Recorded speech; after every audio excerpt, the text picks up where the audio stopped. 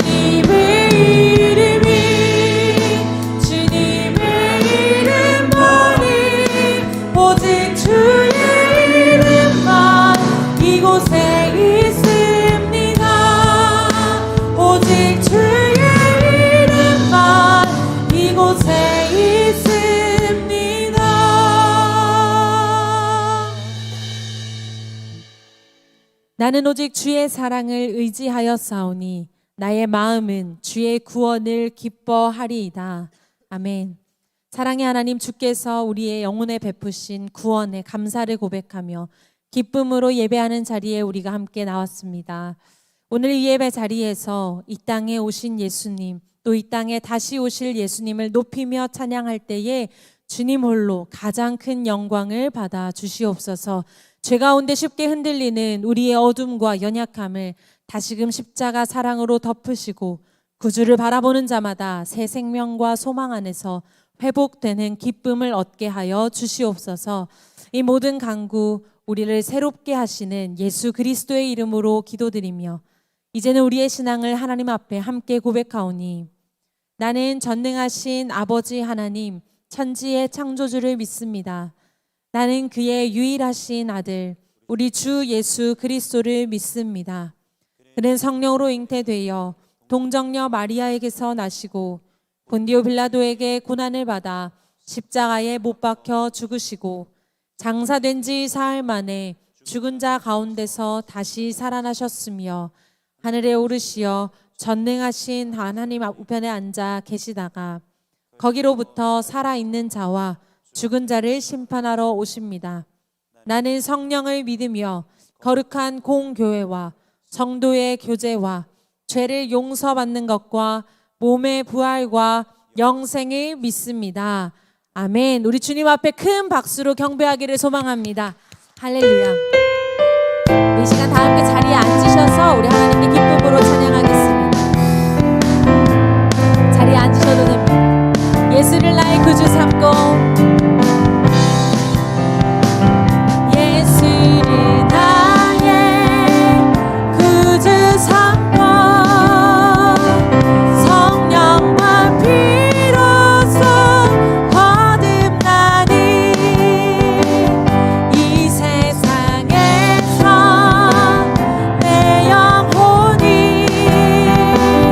하늘의 영광 누리로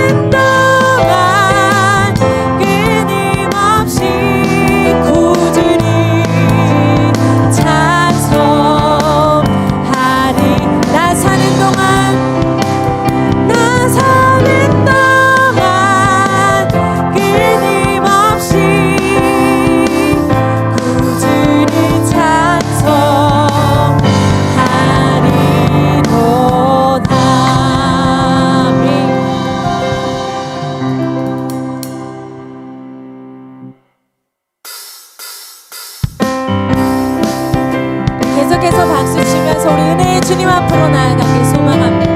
내 주 하나님, 내 주 하나님, 넓고 큰 은혜는 저 큰 바다보다 깊다. 너고 밧줄을 끌러 깊은 데로 저 한가운데 가보라. 언덕을 떠나서 창파의 배 띄워 내 주 예수 은혜의 바다로 내 맘 꽂혀. 왜 너 인생은 언제나 거기서 저 큰 바다 물결 보고 금이 모르는 깊은 바다 속을 한번 헤아려 안보다. 언덕을 떠나서 창파의 배 띄워 내 주 예수 은혜의 바다로 내 맘 꽂혀. 많은 사람이 얕은 물가에서 저 큰 바다 가려다가 살싹거리는 작은 파도 보고 나의 그 4절로 고백합니다. 차고 가거라 이제 못 가거라 저 큰 은혜 바다 향해 자고 내 노래 저 깊은 데로 가라.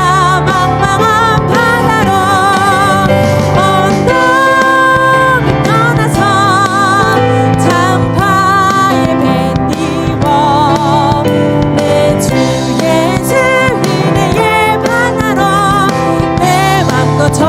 다시 한번 언덕을 떠나서 창파의 배 띄워 내 주 예수 은혜의 바다로. 마지막으로 고백합니다. 언덕을 떠나서 창파의 배 띄워 내 주 예수 은혜의 바다로 내 맘 꽂혀. 내 맘 꽂혀가라. 내 맘 꽂혀가라. 우리 은혜의 주님께 감사와 영광의 박수 올려드립니다. 아멘.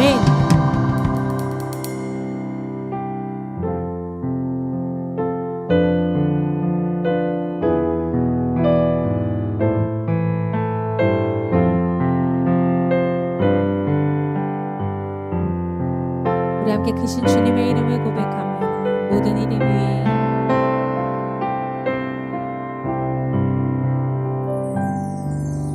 모든 이름 위에 뛰어난 이름 예수는 주 예수는 주. 모두 무릎 꿇고 경배를 드리세. 예수는 만유의 주. 다시 한번 고백합니다. 모든 이름 위에 모든 이름 위에 뛰어난 이름 예수는 주 예수는 주. 모두 무릎 꿇고 경배를 드리세. 예수는 만유의 주님. 예수는 주 예수는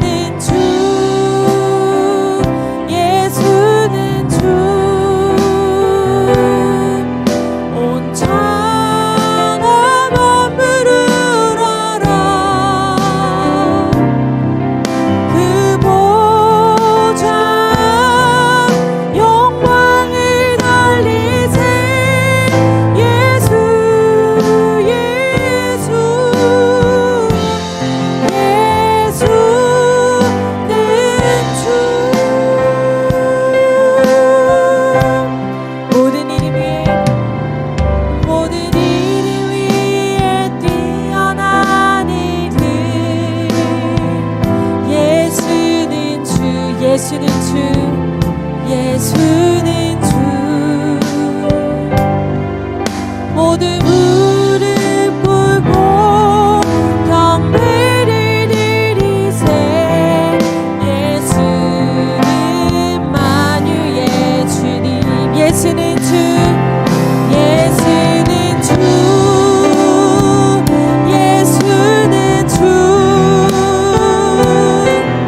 온 천하 만민을 알아. 그 보좌 영광을 돌리세.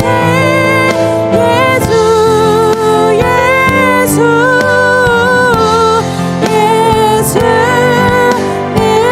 예수는 주, 예수는 주, 예수는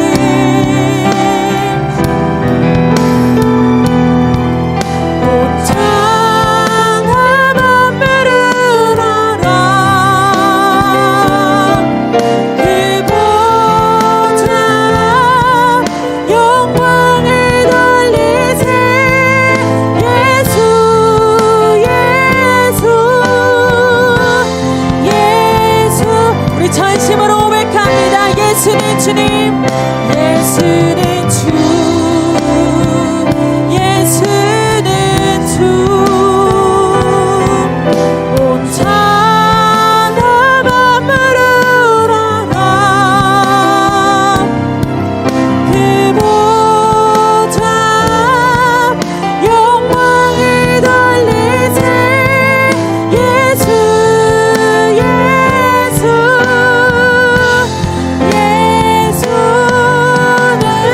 주. 우리 이 시간 함께 기도하기 원합니다. 주님, 오늘 우리의 예배를 통하여 주님 홀로 가장 큰 영광을 받아 주시옵소서. 모든 예배를 위해 뛰어난 예수 그리스도를 우리가 전심으로 예배하길 원하오니 성령님 우리와 함께하여 주시옵소서. 그 기도의 제목을 가지고 이 시간 한 목소리로 함께 기도하겠습니다. 기도하시겠습니다. 거룩하신 주님 감사합니다. 우리가 이 시간 모든 이름 위에 뛰어난 그 주님의 이름을 전심으로 주를 소망함으로 고백하며 높이며 찬양합니다. 하나님 주를 바라고 소망하며 이 예배의 자리에 나온 자마다 하나님 주의 이름을 높일 때 주님 홀로 가장 큰 영광을 받으시고 주님의 뜻을 보여주시옵소서. 이전 것은 지나가게 하신 하나님 아버지, 한 해의 마지막 달 둘째 주일을 맞이하여 택한 자녀들이 새 역사를 이루는 주님 앞에 나와 존귀와 영광과 감사를 드립니다. 이 시간 주님 영광 받아주시고 은혜 충만한 시간 되게 하옵소서. 내가 너와 함께 있어 내가 어디를 가든지 너를 도우리라고 하신 주님, 한 해를 돌아보니 모두 주님의 은혜였습니다. 눈물 골짜기를 지날 때에도 주님께서 저희를 도우셨고 고통에 힘든 나날을 보낼 때도 함께 하셨습니다. 하오나 십자가 구속의 은혜로 살면서도 주님을 멀리했고 한 달란트 받은 청지기처럼 주께서 맡기신 일을 게을리했습니다. 내가 산재물이 되지 못하였기에 하나님의 선하시고 기뻐하시는 뜻을 드러내지 못했습니다. 입으로는 사랑을 외치면서도 사랑에 인색했습니다. 이 시간 사유의 은총을 내리사 용서하여 주옵소서. 사랑의 주님, 이 예배를 통하여 우리의 삶에 생명의 길이 환하게 보이게 하시고 우리의 마음이 뜨거워지게 하시며 우리의 생각과 마음이 고침을 받게 하옵소서. 이 자리가 은총의 자리임을 믿습니다. 이 자리에 앉아있는 주님의 백성들을 거룩하고 성결하게 하시며 어떠한 어려움에도 흔들리지 않게 하시고 소망 가운데 굳건한 믿음으로 살아가게 하옵소서. 빛으로 오신 주님, 주님께 구하는 한 가지 소원은 주님의 그 사랑, 그 섬김, 그 인내와 오래 참음 담고 싶습니다. 더 낮은 곳으로 더 가난한 자에게, 더 아픈 자에게 내려가심 담고 싶습니다. 한적한 곳에서 기도하시고 늘 아버지 안에 거하시고 오직 아버지 뜻을 따르는 순종 담고 싶습니다. 감사하신 주님, 하늘에는 영광이요 땅에는 기뻐하심을 입은 자들에게 평화의 왕으로 오실 주님을 기다리는 대림절을 맞아 소외되고 음지에서 힘들어하는 심령들에게 빛으로 오신 주님의 사랑을 전하게 하옵소서. 택한 자를 들어 일하시는 주님, 간절히 기도하옵기는 주님의 기름 부음을 받은 항존직 은퇴 및 임직 예배를 허락하여 주시니 감사합니다.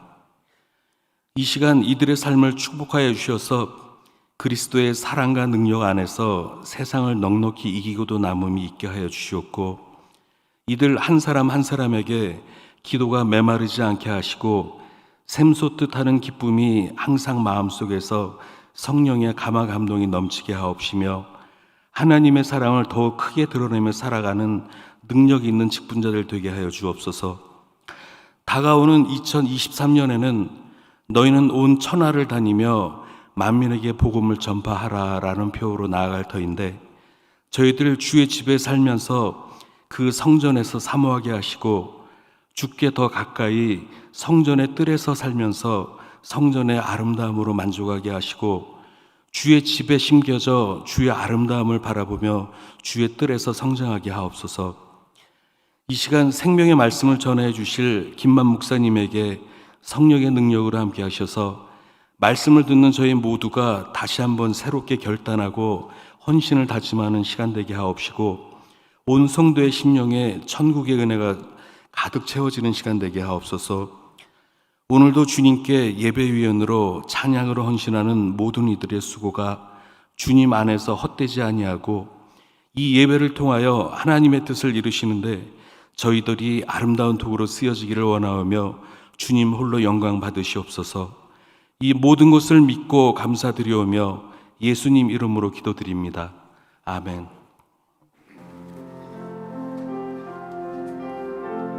나를 사랑하는 주,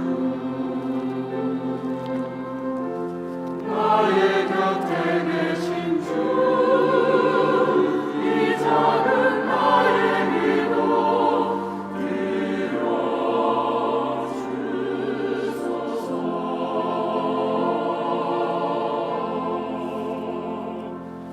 아멘.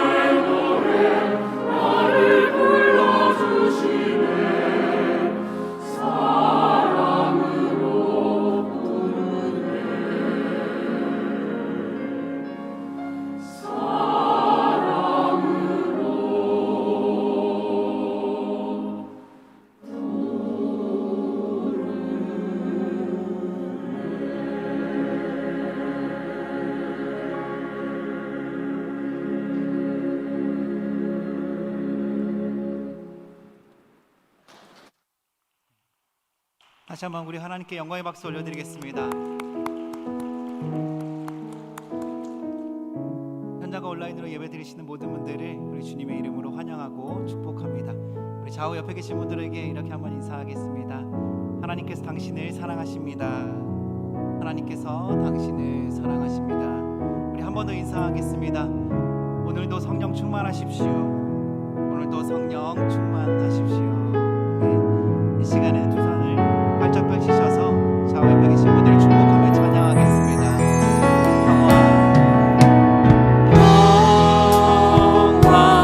하나님의 평강이 당신의 삶에 넘쳐나기를. 평화 하나님의 평강이 당신의 삶에 가득하기를 축복합니다. 하나님의 은혜가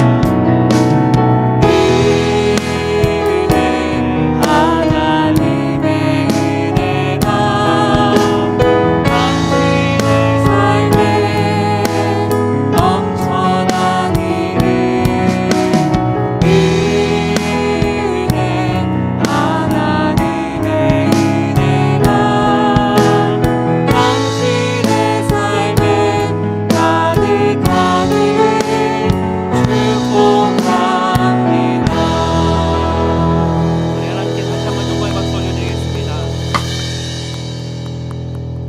별소식 몇 가지 알려드리겠습니다. 12월 25일에 성탄절 연합 예배 때 세례식이 있습니다. 세례를 원하시는 분들께서는 신청해 주시기를 부탁드립니다.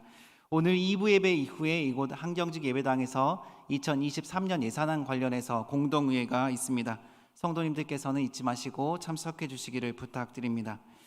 그동안 청년들의 환경 프로젝트인 이 업사이클링을 위한 병뚜껑이 충분히 수거가 되었다고 합니다. 이 모인 병뚜껑으로는 열쇠고리를 만든다고 하는데요. 앞으로 다시금 공지 드릴 때까지 잠깐 잠정적으로 중단하고자 합니다. 앞으로도 청년들의 환경 프로젝트인 업사이클링에 많은 관심 부탁드립니다. 이 시간 우리에게 주시는 하나님의 말씀을 함께 읽도록 하겠습니다. 주시는 말씀은 느헤미야 5장 14절에서 19절까지의 말씀입니다. 느헤미야 5장 14절에서 19절까지의 말씀을 한 절씩 교독해서 읽겠습니다. 또한 유다 땅 총독으로 세움을 받은 때 곧 아닥사스다 왕 제20년부터 제32년까지 12년 동안은 나와 내 형제들이 총독의 녹을 먹지 아니하였느니라. 나보다 먼저 있었던 총독들은 백성에게서 양식과 포도주와 또 은 40세겔을 그들에게서 빼앗았고 또한 그들의 종자들도 백성을 압제하였으나 나는 하나님을 경외함으로 이같이 행하지 아니하고 도리어 이 성벽 공사에 힘을 다하며 땅을 사지 아니하였고 내 모든 종자들도 모여서 일을 하였으며 또 내 상에는 유다 사람들과 민장들 150명이 있고 그 외에도 우리 주위에 있는 이방 족속들 중에서 우리에게 나온 자들이 있었는데 매일 나를 위하여 소 한 마리와 살찐 양 6마리를 준비하며 닭도 많이 준비하고 열흘에 한 번씩은 각종 포도주를 갖추었나니 비록 이같이 하였을지라도 내가 총독의 녹을 요구하지 아니하였음은 이 백성의 부역이 중함이었더라. 우리 함께 19절의 말씀을 읽겠습니다. 내 하나님이여, 내가 이 백성을 위하여 행한 모든 일을 기억하사 내게 은혜를 베푸시옵소서. 아멘.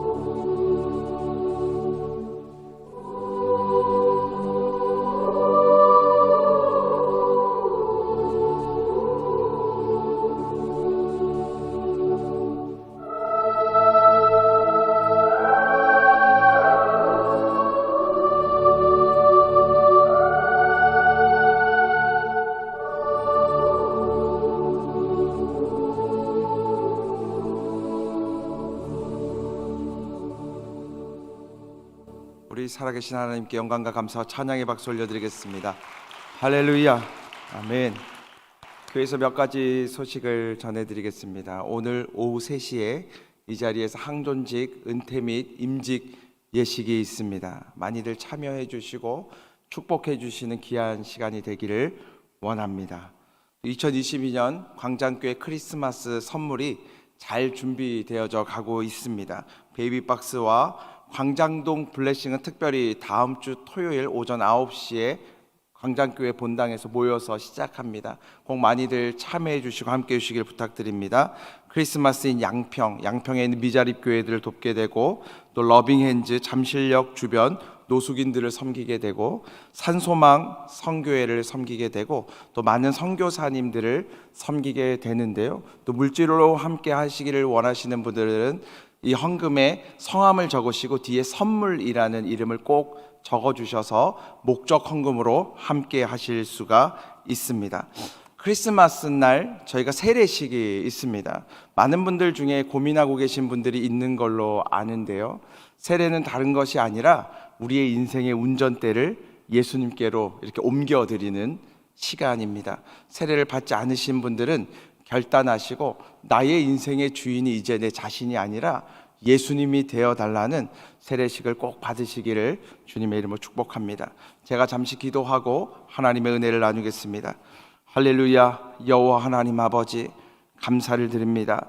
가장 연약한 저희들 주님 앞에 있는 모습 그대로 나왔습니다. 연약한 모습 그대로 나왔습니다. 하나님께서 불쌍히 여겨주셔서 찾아와 주시고 한 사람 한 사람 만져주시고 고쳐주시고 회복해 하심의 은혜를 허락하여 주시옵소서.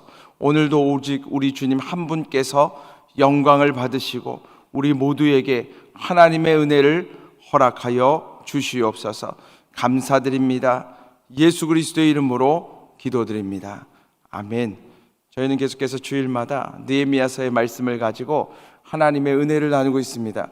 이스라엘 예루살렘의 성벽이 올라가면 올라갈수록 대적들의 공격 또한 거세지기 시작했습니다.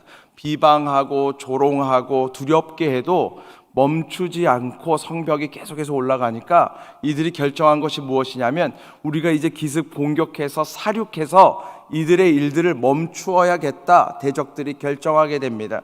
그때 느헤미야가 이스라엘 백성들에게 한 것이 무엇이냐면 이렇게 이야기했습니다. 너희가 그들을 두려워하지 말고 우리 주님을 더욱 두려워하고 너희가 너희 아내와 형제와 자녀들을 위하여 일어나 대적들과 싸우라고 이야기했습니다. 어떻게 싸우라고 이야기했나요? 사랑하는 사람들을 위하여 생명을 걸고 싸우는 것처럼 대적들과 싸우라는 거예요. 우리의 인생 가운데 참 두려운 일들이 참 많이 있습니다. 마음의 문제도 두렵고요, 육신의 질병의 문제도 참 두렵습니다. 경제적인 문제도 두렵고 자녀들과 관련된 문제들도 두렵고 미래의 문제도 참 두려울 때가 있습니다. 하지만 우리가 뒤로 물러나기만 할 때 이 문제들이 해결되는 것이 아니라 더욱 두려우신 여호와 하나님을 의지하고 우리가 일어나서 담대하게 싸울 때요, 우리가 자유함을 얻게 된다고 성경은 이야기합니다. 사랑하는 여러분, 두려운 것이 있다면 담대하게 싸우시는 거룩한 역사가 있게 되기를 주님의 이름으로 축복합니다. 또한 느헤미야가 무엇을 한 가지 더 요구하냐면 그들에게 한 손으로는 열심히 일을 하고 한 손에는 병기를 잡고 있게 했습니다. 큰 무기들을 잡고 있게 했습니다. 허리에 칼을 차게 했습니다. 여러분, 얼마나 불편한 모습입니까? 이 성벽을 쌓는 고된 일을 하면서 무거운 병기를 들고 있는 거예요. 그런데 양손의 균형을 잡게 한 것이죠. 만약에 양손으로 열심히 일했다면요, 적들이 쳐들어왔을 때 다 사륙당하고 끝나버렸을 것입니다. 그런데 양손의 균형을 가지고 너희가 하나님 앞에, 세상 앞에 승리하라고 느헤미야는 이야기하고 있는 것입니다. 칼바로 드러나는 신학자가 이야기한 것처럼 한 손에는 성경을 들고 한 손에는 신문을 들고 너희가 두 눈을 똑바로 뜨고 이 세상을 바라보라고 이야기하고 있는 것입니다. 저는 저와 여러분들이요, 하나님 앞에서도 신실한 자들이지만 이 세상 가운데도 칭찬받는 사람들이 되시기를 주님의 이름으로 축복합니다. 이 세상에서뿐 아니라 기도의 자리에서, 전투에서 승리하는 믿음의 사람들이 우리 모두가 되시기를 주님의 이름으로 축복합니다. 계속한 이 적들의 공격 가운데요, 열심히 성벽을 쌓아 올려가고 있는데, 오늘 본문의 내용은 어떤 내용이냐면, 정말 물자가 부족했고 사람들의 숫자도 부족했고 오랫동안 쌓아지지 않던 이 성벽을 쌓자고 하는데도 사람들이 하나같이 달려들어 이 모든 일들을 함께 하려고 했다는 거예요. 어떻게 그런 일들이 있을 수 있었는지 오늘 성경은 잘 보여주고 있습니다. 우리 14절의 말씀을 한번 읽어보겠습니다. 14절입니다. 시작. 또한 세움을 받은 때 고독 아닥사스다 왕 제20년부터 32년까지 12년 동안은 나와 내 형제들이 총독의 녹을 먹지 아니하였느니라. 아멘. 아주 재미있는 이야기가 성경에 쓰여져 있습니다. 이 느헤미야라는 사람이 아닥사스다 20년부터 32년까지 12년 동안 유다 땅의 총독으로 일하면서 임금을 받지 않았다고 성경은 분명하게 기록하고 있습니다. 12년이나 임금을 안 받았다는 거예요. 여러분 한번 상상해 보셨어요? 저희가 한 달, 두 달 임금을 안 받아도 쉬운 일이 아니잖아요. 제가 상상을 해봤어요. 우리 강장교 목사님들에게 임금을 한 달, 두 달, 세 달 안 주면 이분들이 어떻게 될까? 제가 생각해 보니까 저희 교회 목사님들은 더 열심히 일하실 것 같더라고요. 할렐루야. 제가 물어보진 않았습니다. 물어보진 않았는데, 여러분이 만약에 사장님이라면 여러분의 직원분들에게 한 달, 두 달 임금을 줄 수 없는 상황 가운데 있다면 여러분 그들이 열심히 일하겠습니까? 쉽지 않죠. 왜냐하면 임금을 주지 않는다는 것은 개인의 문제가 아니에요. 의리로 할 수 있는 일이 아닙니다. 가정의 문제예요. 삶의 무거운 무게의 문제입니다. 그런 상황 가운데도 느헤미야는 생명을 걸고 열심히 임금도 받지 않고 일했다고 오늘 성경은 이야기합니다. 왜 갑자기 느헤미야의 삶의 이야기가 등장했을까요? 나온 이유가 있습니다. 왜냐하면 생각해 보십시오. 지금 성벽을 재건하기 시작하는데요, 물자가 부족해요. 너무나 사람도 부족합니다. 이 모든 사람들이요, 생업을 중단하고 지금 성벽을 전심으로 쌓고 있는 거예요. 삶의 문제가 생기기 시작하는 거예요. 먹고 사는 문제의 이야기가 터져나오기 시작합니다. 어디서부터 터져나왔을까요? 여러분 진짜 이 세상 가운데 어려움의 시기, IMF의 시기가 나오면요, 원래 어려웠던 사람들이 먼저 삶이 무너지기 시작하는 것이죠. 좀 살만한 사람들은 버틸만 합니다. 그리고 아주 부자들은요, 오히려 그때가 기회일 수가 있습니다. 더 큰 부를 축적할 수 있는 기회일 수도 있습니다. 근데 이스라엘 백성들 중에 가장 연약했던 사람들의 삶이 무너지기 시작하는 거예요. 성벽 쌓다가 이들이 너무 어려워지니까 자신의 밭과 포도원을요 저당 잡힙니다. 그래도 안 되니까 그것을 팔아서 갚으려고 합니다. 그래도 안 되니까 자녀들을요 종으로 파는 일들이 일어나게 됐습니다. 여러분, 성벽 왜 짓는 것입니까? 그들을 지키려고 원래 지으려고 했는데 자녀까지 다 팔아버렸는데 성벽 지면 뭐합니까? 그러니까 당연히 불평과 불만이, 좌절의 목소리가 터져 나올 수밖에 없는 것이죠. 근데 이 이야기가 터져 나올 때요, 느헤미야가요 의분이 일어났습니다. 거룩한 분노가요 일어나서요 이 귀족들과 높은 사람들을 불러놓고 화를 내기 시작합니다. 어떻게 너희가 이렇게 할 수가 있느냐? 우리가 하나님의 거룩한 일을 하면서도 너희는 너희의 뱃속만 채우고 있는 것이 아니냐고 막 의분을 내는 거예요. 왜냐하면 이스라엘 백성들은 자신의 동족들에게 이자를 원래 받지 못하는데 지금 모두가 돈을 꾸려고 하는 상황에 돈 빌려줄 사람은 없으니까 이율이 어떻게 올라가겠어요? 하늘같이 막 올라가기 시작하는 때 너희가 동족에게도 그 이유를 다 이자를 받고 그들의 땅을 팔게 만들고 그들의 자녀들을 팔게 만드는 너희가 어떻게 그렇게 할 수가 있느냐? 화가 났어요. 마치요 예수님께서 예루살렘 성전에 들어가셨을 때 사람들이 거룩하게 예배드리는 그곳에서 자신의 입속을 챙기려고 하는 환전상들과 우양을 파는 사람들이 화가 나가지고 노끈을 만들어서 내어 쫓는 것처럼 화가 나서 이야기했어요. 느헤미야가 왜 화가 났냐면요, 느헤미야는 성벽이 지어지면 이스라엘 백성들이 온전해질 줄 알았는데 더 중요한 것은 이스라엘 민족이라는 사람의 성벽이 이미 무너져 있다는 것을 깨닫게 되었어요. 이스라엘 백성들이요 원래는 성벽 없었지만 성벽 있는 사람들이었습니다. 애굽 땅을 출애굽해서 광야에서 40년 동안 살아가는 동안 성전도 없었고 성벽도 없었습니다. 그런데 이스라엘 민족이라는 사랑의 성벽이 있었잖아요. 성막을 중심으로요, 세 개의 지파씩 동서남북 서로 막아주고 서로가 서로에게 성벽이 되어주고, 어려운 사람이 있으면 도와주고, 어떤 사람의 땅이 팔렸으면 그것을 돈을 모아서 찾아다 주고, 어떤 일이 있더라도 함께하는 그 사랑의 성벽이 있었는데, 그게 다 무너졌는데 성벽 지으면 뭐 하냐는 거예요. 그러면서 화가 나서요, 가장 먼저 선포한 것이 무엇이냐면 우리의 사랑의 성벽을 다시금 쌓자고 이야기합니다. 그러면서 요구한 것이 두 가지였어요. 뭘 요구했냐면, 너희가 돈을 빌려줬다면 이제 동족들에게 절대로 이자를 받지 말라. 그리고 두 번째로 명령한 것이 무엇이냐면, 그들이 빌려간 것에서 100분의 1만큼 더 그냥 줘라.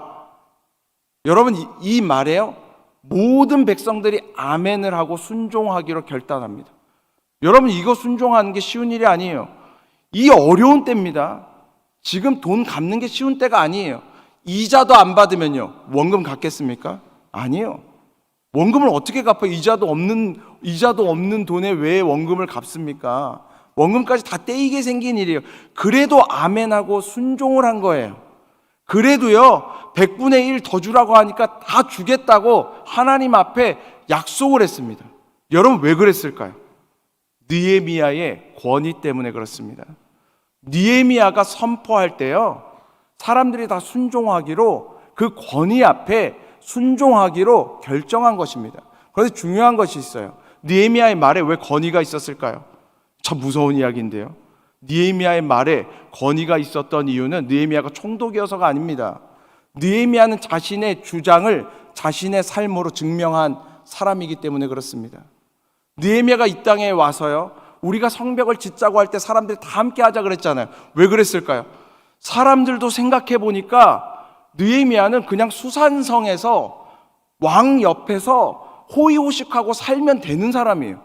근데 1000km나 떨어진 이곳까지 와서 손에 흙을 묻히고 함께 일하겠다고 하는 그의 삶이요, 그의 주장을 증명했기 때문에 건의가 돼서 모두가 함께 하기로 결정한 것이죠. 여러분, 이자를 이제 받지 마십시오. 100분의 1을 더 주십시오. 여러분, 이때도 왜 사람들이 다 순종했습니까? 어려운 일이지만 순종한 이유는 느헤미야가요, 20년부터 32년까지 12년 동안 녹도 받지 않고 생명을 걸고 일했고요, 수많은 사람들을 먹이고 먼저 헌신했고 먼저 돈을 빌려준 사람이기 때문에 모두가 순종할 수 있었던 것입니다. 사랑하는 여러분, 그리스도인들은요, 모두가 리더입니다. 저와 여러분들은 다 리더입니다. 그리스도인 된 리더의 권위는 어디에서 오느냐? 자리에서 오는 것이 아닙니다. 많은 분들이요, 제가 어릴 때도 이런 얘기를 많이 하시더라고요. 자리가 사람을 만든다, 자리가 권위를 만든다. 진짜입니까? 아닙니다. 맞는 말도 있지만 틀린 말도 많아요. 여러분, 자리가 사람의 권위를 만드는 것이 아닙니다. 그 사람의 말대로 그 사람이 살아갈 때 권위가 생기는 것입니다. 예전에 어떤 일이 있었냐면, 아주 유명한 그리스도인의 진짜 지도자 중에요, 그분이 윤리학을 가르쳤고 세상을 윤리적으로 만들겠다고 선포했고, 그리고 그분은 그걸로 PhD를 받으셨고 박사셨고 교수셨고 리더였어요. 그런데 성적인 문제를 본인이 일으켰어요. 그분의 말에 권위가 있을까요? 지금도 누가 그분의 음성에 순종할까요? 아니요. 그렇지 않죠. 여러분, 우리가 학원에 이렇게 강사분들도요, 뭘로 자신을 증명합니까? 잘 가르친 것도 중요하지만 연말에 현수막 딱 붙일 때 서울대 몇 명, 연세대 몇 명, 이걸로 증명하는 거예요.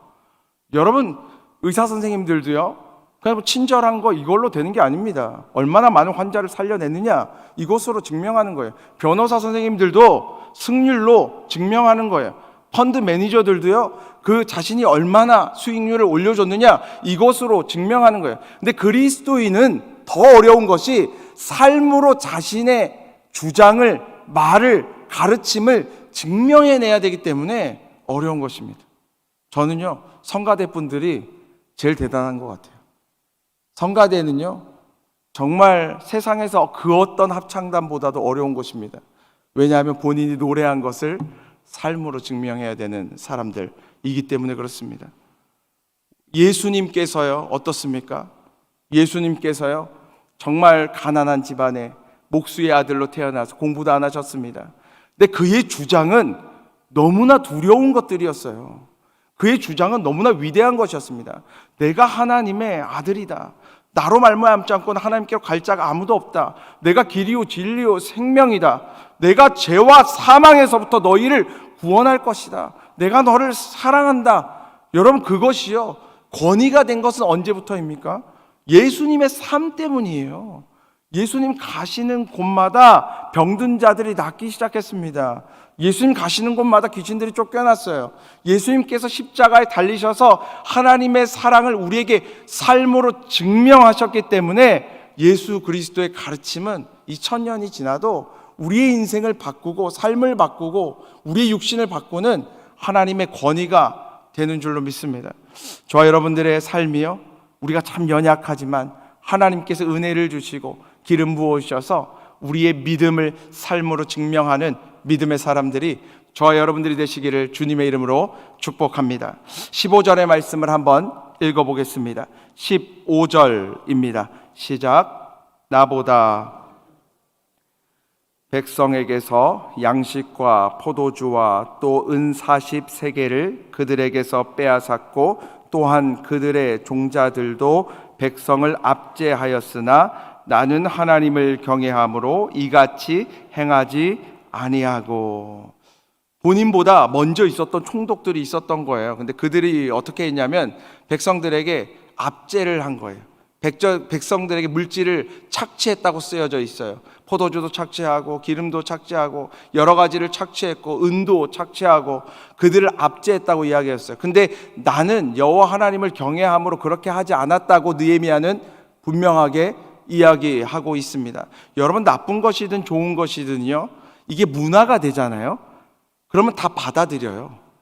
지금 그 전에 총독들이 한 일을요, 사람들이 그렇게 이상하게 받아들이지 않을 것입니다. 당연했던 것으로 받아들일 거예요. 느헤미야도 그렇게 해도요, 사람들이 욕하는 사람들이 없을 거예요. 그렇게 해도 되는 것입니다. 자신도 착취해도 되는 것입니다. 자신도 압제해도 되는 것입니다. 여러분, 우리가 군대에서 많이 복무를 했잖아요. 제가 아주 사랑했던 후배 목사님이요, 군대를 갔다 오더니 저한테 이야기하더라고요. 형, 내 군대에서 내 안에 그렇게 나쁜 모습이 있다는 걸 깨달았어. 그러더라고요. 본인이 이렇게 고참이 되니까 자기도요, 아주 밑에 있는 사람들을 전도사인데도 압제를 했다는 거예요. 자기도 구습을 그대로 다 하고 어떻게 보면 더 나쁘게 했다는 거예요. 제대하고 나니까 너무나 그게 양심의 가책으로 느껴진다는 거예요. 군대에 들어갈 때요, 다 그런 생각합니다. 이등병일 때는 이런 생각해요. 야, 이런 거를 왜 이렇게 악습이 많냐? 내가 병장되고 나면 다 바꿔야지. 그런 생각 다 합니다. 정말 병장 되잖아요, 생각 바뀌어요. 저도 딱 들어가자마자 악습이 너무 많더라고요. 요즘 많이 없다고 하는데 저희 때만 해도 있었어요. 뭐가 있었냐면, 아니 밥 먹으러 가는데 줄을 서서 쭉 가는데 맨 앞에 이제 병장이 가잖아요. 병장님이 딱 앉으면 테이블에 20명이 앉는데 그 다음부터 앉으시는 분들은 이분보다 낮은 거잖아요. 그 이분한테 다 인사를 하고 밥을 먹어야 되는 거예요. 그러면 문제는 뭐냐면, 이 막내는 인사하다가 세월을 다 보내고 병장은 또 금방 먹어요. 금방 먹고 일어나면 다 같이 일어나요. 한 숟가락도 못 먹고 일어나는 거예요, 거의. 이거 얼마나 악습입니까? 인사를 뭐라고 하냐면, 맛있게 드십시오 이래요. 맛있게 드십시오. 병장님 맛있게 드십시오. 상병님 맛있게 드십시오. 그거를 한 명 한 명 다 인사를 하는 거예요. 내가 아니 이게 왜 이러고 있나. 저도 했죠, 이병일 때. 맛있게 드십시오, 맛있게 드십시오. 이걸 왜 하나? 반찬도 똑같은데, 더 맛있어지는 것도 아닌데.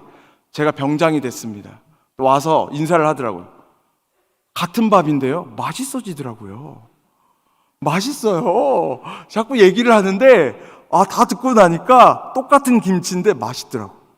여러분, 군대에서 일반 사병 병장의 특권을 내려놓는 것도 그렇게 어렵습니다. 그런데요, 한 지역의 유대 총독이요, 자신의 특권을 내려놓는 게 쉽겠습니까? 그런데 느헤미야는 이야기하잖아요. 나는 내려놨다는 거예요.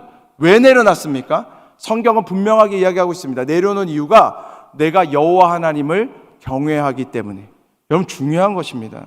여러분 우리가 만나는 모든 사람을 우리가 대하는 방식이요, 사실은 우리가 하나님과의 관계와 결정되는 거예요. 우리는 이런 착각을 많이 합니다. 내가 어떤 사람과 문제가 일어나면 그 사람이 잘못됐다고 생각할 때가 많이 있어요. 90%는 그렇게 이야기합니다. 저 사람이 잘못돼서 내가 지금 이 문제를 겪고 있다고. 그 10% 성숙한 분들은 자신이 잘못해서 이 문제가 일어났다고. 여러분 누가 잘못한 겁니까? 둘 다 아니에요. 이게 영적으로 보면 둘 사람 사이의 문제가 아닙니다. 나와 하나님과의 문제죠.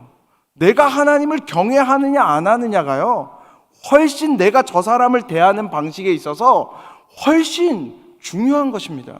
여러분 아내와 남편의 관계의 문제가요, 두 사람 사이의 문제일까요? 아니에요. 그럼 모두가 문제가 생길 겁니다. 하나님과의 관계의 문제예요. 내가 하나님을 경외하게 되면 아내를 존중하게 되는 것입니다. 내가 하나님을 경외하게 되면 내가 아내를 사랑하게 되는 것입니다. 직장 상사와의 문제가 그분과의 문제입니까? 그거는 세상 사람들이 생각하는 방식이에요. 우리가 생각하는 방식은 하나님과 우리와의 문제이죠.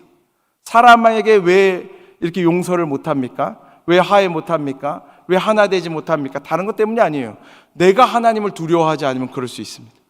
하나님을 두려워하고 내가 하나님을 경외하기 때문에요, 우리가 포옹할 수 있는 것이에요.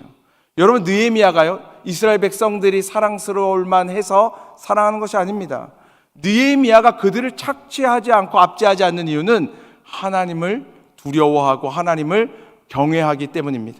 저와 여러분들이 이 땅을 살아가면서 하나님과의 관계가 온전해져서요, 우리가 우리들 주변의 사람들과의 관계가 회복되는 거룩한 역사가 있게 되기를 주님의 이름으로 축복합니다. 우리 16절의 말씀을 한번 읽어보겠습니다. 16절입니다. 시작. 도리어 땅을 사지 아니하였고 내 모든 종자들도 모여서 일을 하였으며. 그래서 성경은 이야기합니다. 느헤미야는 뭐라고 이야기하냐면 성벽 공사를 열심히 하였고 내가 땅을 사지 않았다고 분명하게 이야기하고 있습니다. 땅을 사지 않았습니다. 예루살렘 성벽이 새로 지어지는데 그 안에 땅을 느헤미야는 사지 않았다고 이야기하는 거예요. 여러분 이걸 가지고요, 많은 사람들이 이렇게 이야기할 수 있습니다. 땅을 살 수도 있고 사지 않을 수도 있는 거 아니냐고. 아니에요. 여러분 생각해 보십시오. 지금 어려움 겪고 있는 수많은 사람들이 있습니다. 급하게 땅을 팔아야 되는 사람들이 막 있습니다. 땅값이 내려갈까요, 올라갈까요? 내려가는 것이죠. 지금 헐값에 예루살렘 성벽 안에 땅들이요 막 팔려나가고 있는 거예요. 돈 있는 사람들은 지금 이거 다 사기 시작한 거예요. 왜냐하면 성벽이 다 지어지고 나면 어떻게 되겠습니까? 성벽 다 지어지고 나면 이제 성벽 안에 있는 땅들은요 안전한 땅이에요. 가치가 높아질까요, 안 높아질까요? 높아질 게 불보듯 뻔해요. 그래서 지금 여유가 있는 사람들은요 땅 사느라 정신이 없어요. 이 계급이 높은 사람들, 좀 지휘권에 있는 사람들 다 땅 사고 있어요.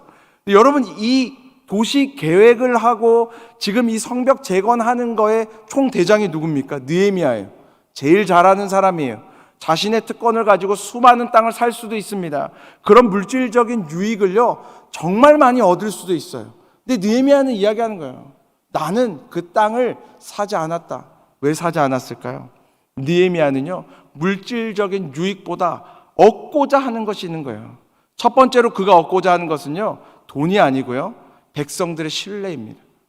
여러분 생각해 보십시오. 그 땅에 성벽을 지어 나가면서 느헤미야가 그 안에 있는 땅 다 사가지고 그 물질적인 유익을 다 가져간다면요 사람들이 신뢰하겠습니까? 백성들이 따르겠어요? 여러분 오늘날에도 그런 일들이 많잖아요. 도시가 개발되는 게 무슨 문제입니까? 아무 문제가 없죠. 근데 정치인들이 먼저 알고요 거기에 땅을 다 투자해가지고 자신들이 이익을 다 가져간다면 그걸 어떻게 신뢰를 얻겠습니까? 어떻게 사랑을 받겠습니까? 어떻게 지지를 받겠습니까? 그러니까 느헤미야는요 돈보다요 신뢰를 얻기로 결정을 한 사람이에요. 또 한 가지는 무엇이냐면 느헤미야는 하나님의 얼굴을 생각하는 거예요. 여러분 땅 살 수도 있죠. 느헤미야도 땅 필요하잖아요. 집이 필요하잖아요. 살 곳이 필요하잖아요. 그런데 느헤미야가 왜 사지 않았겠습니까? 자신을 보내신 이가 여호와 하나님이시잖아요.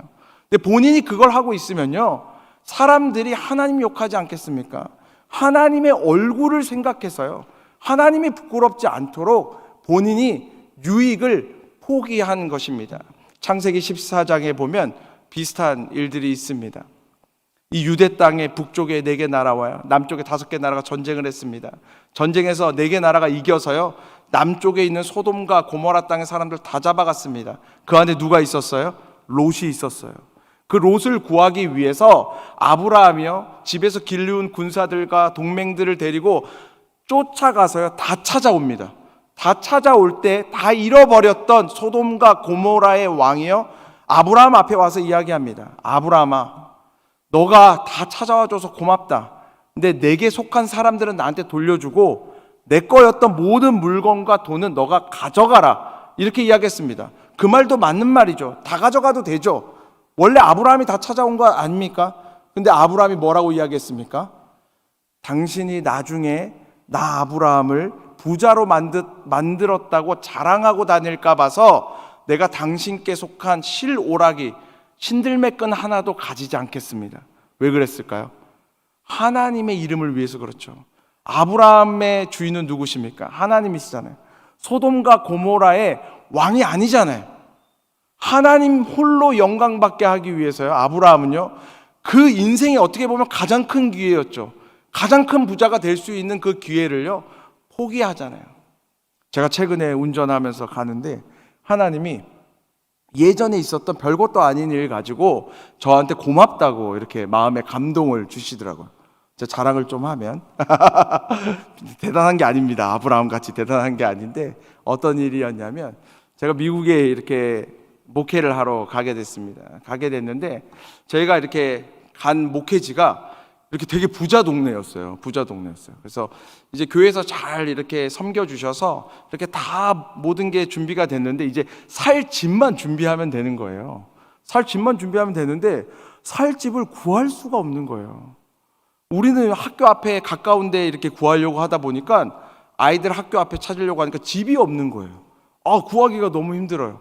그래서 호텔에서 한 주를 살면서 계속해서 찾는데 안 찾아지는 거예요. 원래 교회에서 호텔 한 주만 잡아주거든요. 근데 한 주를 더 잡아주셨어요. 그래서 두 번째 주까지 살면서 찾는데 아무리 찾아도 집을 못 찾는 거예요. 너무 비싼 거예요. 근데 그러다가 이제 제가 맡은 성인 공동체 분들이랑 이제 리더십들이랑 이제 미팅을 가졌습니다. 미팅을 갖고 같이 식사를 하고 서로의 기도 제목들을 이렇게 나누는데 다 이야기를 하시더라고요. 지금 목사님 기도 제목 뭡니까? 얘기하길래 저도 솔직하게 얘기를 했죠. 내가 지금 호텔에 살고 있는데 집을 구해야 되는데 큰일 났다. 구하기가 너무나 쉽지 않다. 간절하게 다 같이 손을 잡고요, 눈물을 흘리면서 같이 기도를 했어요. 기도가 끝나자마자 한 집사님이, 목사님, 이거 해결된다는 거예요. 목사님이 내셔야 되는 그 돈보다 훨씬 적은 돈에 훨씬 좋은 집을 주실 분이 있다는 거예요. 본인이 전화를 막 거시더니 허락을 받았어요. 그러더니 저한테 얘기하는 거예요. 이제 이사 가시면 된다고, 거기로 가시면 된다고 해서 제가 물어봤어요. 그거 어떤 일이냐고. 그때 그분이 의사 선생님이신데 집을 한 10채쯤 갖고 있는데 목사님한테는 싸게 좋은 집을 주실 거라고. 제가 그분이 누구신데요? 그랬더니 옆 교회 집사님이더라고요. 그래서 제가 이유는 얘기하지 않고 이분한테 얘기했습니다. 집사님, 제가 못 갑니다. 마음은 너무 가고 싶죠. 조금 싸게 큰 집에 가고 싶죠. 근데요, 제가 가면 어떻게 되겠습니까? 가면 그 집사님이요, 어느 교회 목사님 내가 이렇게 도와줬다고 얘기할 거 아니에요. 그러면 우리 교회 성도님들은 어떻게 되는 겁니까? 그래서 제가요, 거기서 노를 했어요. 노를 했는데 하나님이 지금까지도 그걸 고마워하시더라고요. 별것도 아닌데. 사랑하는 여러분 앞에요, 아주 작은 유익들이요, 눈에 보일 거예요. 근데 하나님을 위해서 한번 포기해 보십시오. 하나님을 위해서요, 내려놔 보세요. 그러면요, 우리가 상상하지 못했던 것들을요, 하나님께서 얻게 하시는 거예요.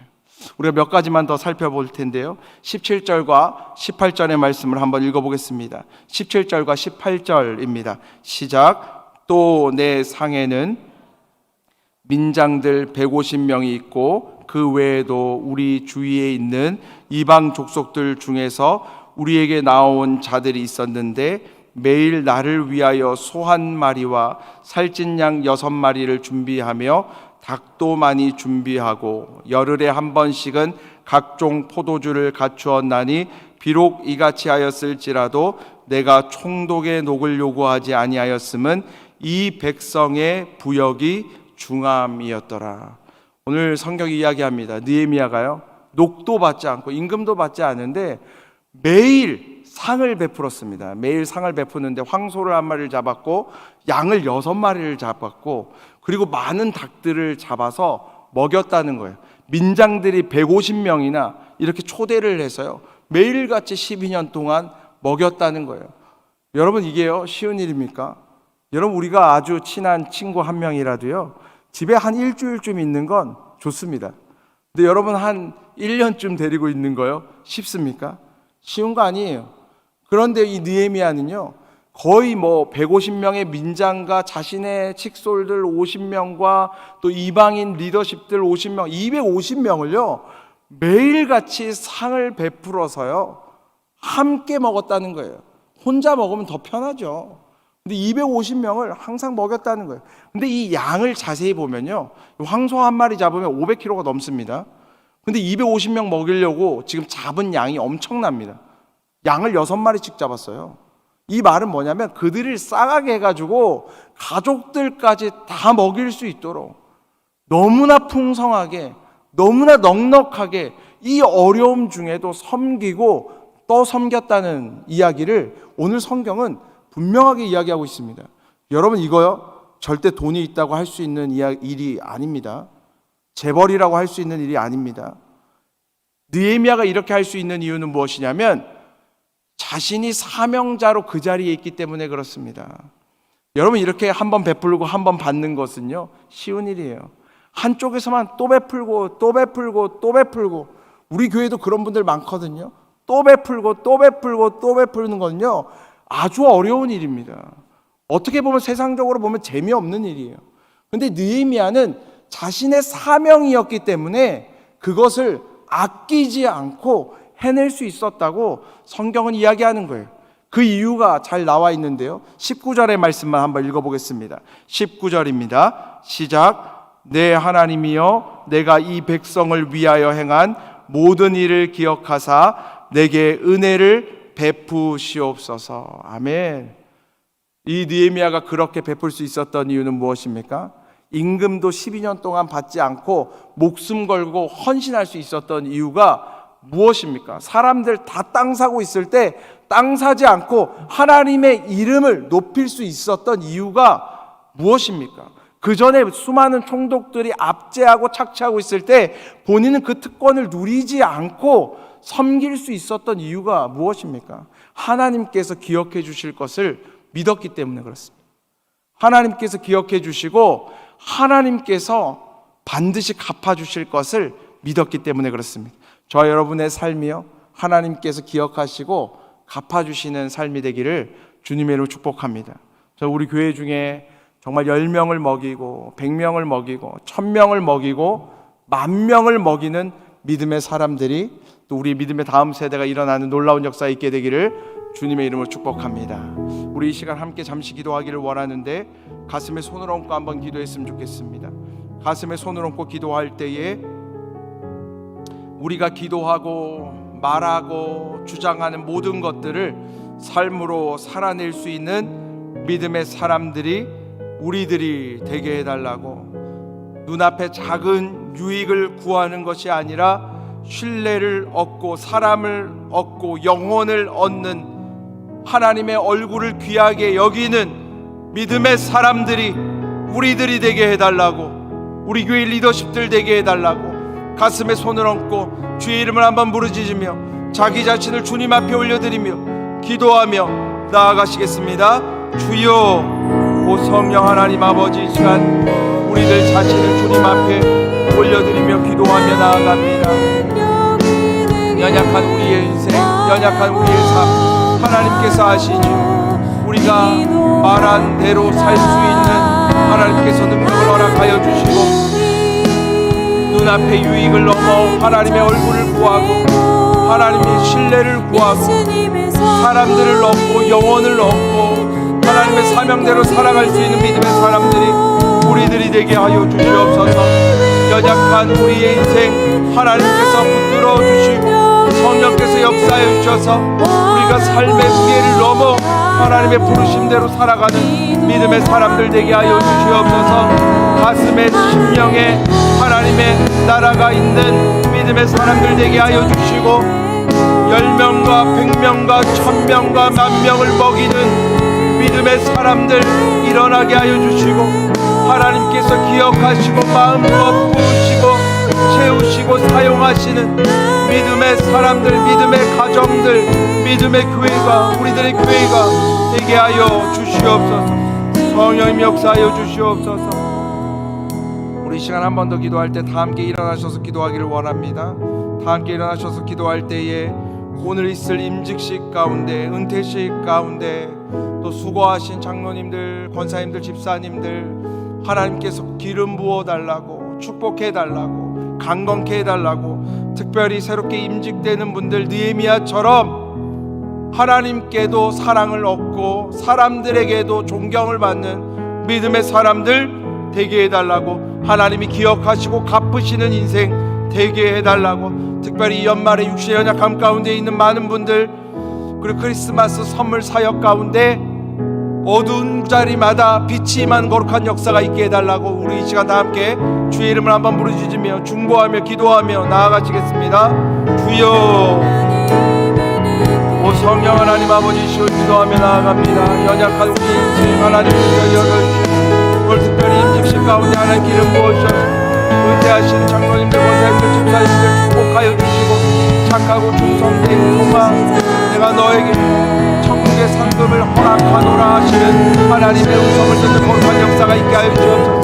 모든 과정들, 모든 안수식들 하나님께서 주관하여 주시고 기름 부어주시고 역사해 주셔서 성령의 기름 부으심이 임하는 시간들 되게 하여 주시옵소서. 하나님의 음성을 듣고 결단하는 시간들 되게 하여 주시옵소서. 우리들의 육신의 연약함 가운데 계신 많은 분들 계십니다. 하나님께 찾아가 주셔서 담대하라 말씀하여 주시고 일어나라 말씀하여 주시고 온전히 거룩히 승리하는 거룩한 역사가 있게 하여 주시옵소서. 크리스마스 선물 사역 하나님께서 함께 하여 주셔서 연약한 자들을 위하여 이웃을 사랑하는 믿음의 사람들이 우리들이 되게 하여 주시고 예수 그리스도의 불꽃을 들고 걸어가는 곳마다 죽어가는 영혼들이 살아나고 어둠이 물러나는 것 보게 하여 주시옵소서. 성령님 기름 부으시고 역사하시고 함께하여 주시옵소서. 하나님 아버지 감사합니다. 느헤미야의 삶을 바라보면 우리들의 삶이 얼마나 부끄러운지요.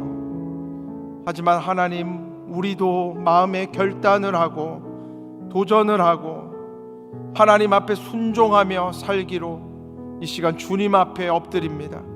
연약한 우리의 인생의 새 힘을 허락하여 주셔서 하나님의 얼굴을 높이는 영광을 드러내는 믿음의 사람들이 우리 모두가 되게 하여 주시옵소서. 연약한 우리를 고치시고 회복해 하시겠다 하시는 그 주님의 은혜에 너무나 감사해서 삶 가운데 귀한 물질을 따로 떼어 11조와 감사헌금과 주정헌금과 성경헌금을 올려드립니다. 이 물질뿐 아니라 우리의 생명과 가정과 교회를 주님 앞에 올려드립니다. 주님께서 받아주시고 기름 부어주셔서 이 물질이 쓰이는 곳마다 주의 이름이 높아지게 하여 주시고 우리 믿음의 사람들이 걸어가는 곳마다 회복의 역사가 있게 하여 주시옵소서. 예수님의 이름으로 기도드리며 이제는 우리 주 예수 그리스도의 감당할 수 없는 은혜와 하나님의 한량없는 사랑과 성령님의 내주교통 충만케 하심의 역사가 다시 한번 하나님 앞에 엎드리기로 결정한 우리들 한 사람 한 사람 머리 위에와 우리들이 너무나 사랑하는 우리들의 가정 위에와 우리들이 생명을 바칠 주의 몸된 교회 위에 이제부터 영원까지 함께 하시기를 간절히 축원하옵나이다. 아멘.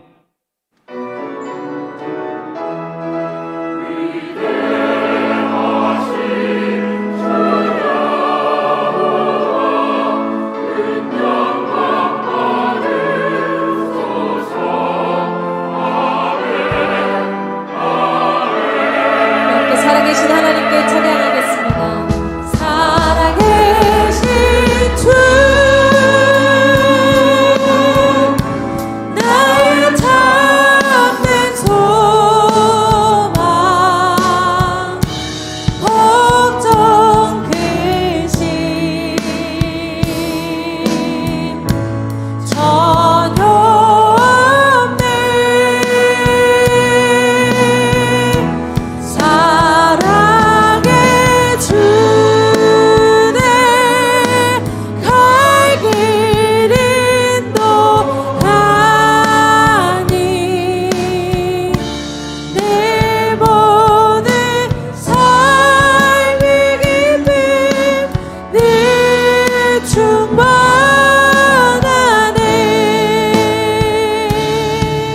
살아계신 하나님께 감사와 영광의 박수 올려드립니다.